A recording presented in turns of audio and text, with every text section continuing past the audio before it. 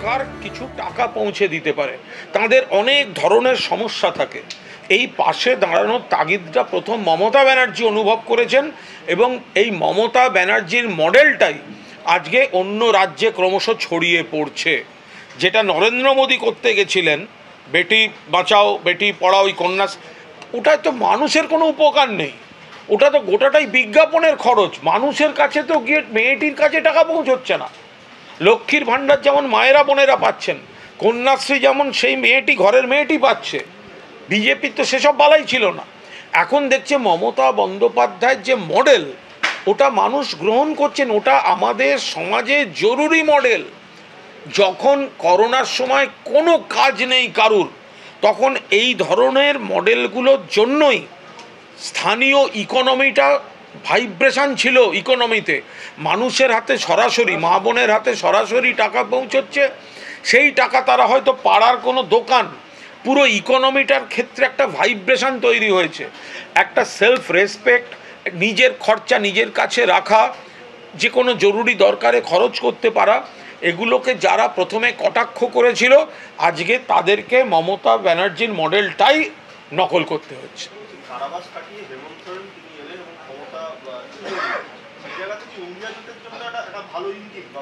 Boomerang হয়েছে বিজেপির প্রতিহিংসা রাজনীতি, যেটা পশ্চিমবঙ্গে করতে গেছিল সেটা বুমেরাং হয়েছে।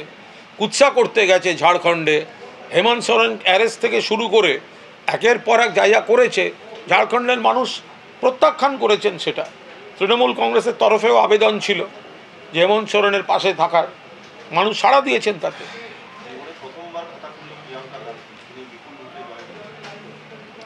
দেখুন, এটা তিনি একটি ঐতিহ্যশালী পরিবার থেকে এসছেন।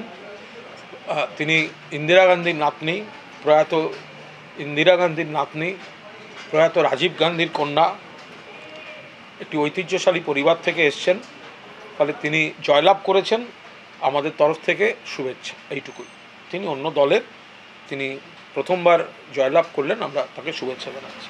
এই হারের পরে কেউ নির্বাচন কমিশনকে দায়ী করছেন বিরোধীরা, কেউ বলছেন বাংলার উপরে হিংসা, না থামলে কিছু করার নেই। এই তো আজব কথাবার্তা। আপনারা এতজন ছিলেন, এত চ্যানেল, এত এত সবার হাতে ফোনে ক্যামেরা, কেন্দ্রের নির্বাচন কমিশন, এরা তো কথায় কথায় তো এরা বলতো কেন্দ্রের নির্বাচন কমিশন দিয়ে ভোট করাবো, কেন্দ্রীয় বাহিনী এনে ভোট করাবো। তো সবই তো হয়েছে, কেন্দ্রীয় কমিশন, কেন্দ্রীয় বাহিনী।